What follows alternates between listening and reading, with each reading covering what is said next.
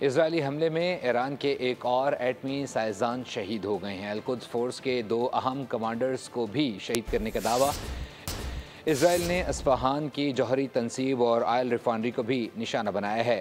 ایرانی حکام کا کہنا ہے کہ تنصیب سے جوہری مواد کے اخراج کی کوئی اطلاع نہیں ملی۔ اسرائیلی حملے میں اب تک 430 افراد شہید ہوئے ہیں جبکہ 3500 سے زائد زخمی ہیں۔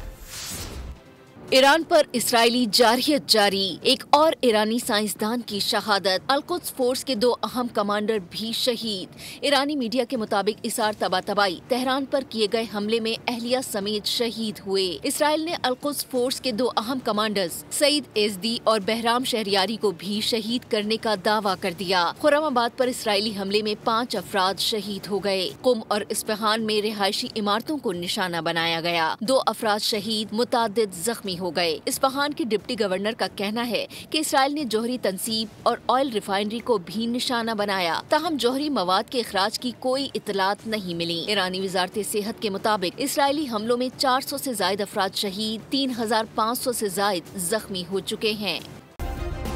سبسکرائب کریں اور بیل دبائیں تاکہ کوئی خبر رہ نہ جائے۔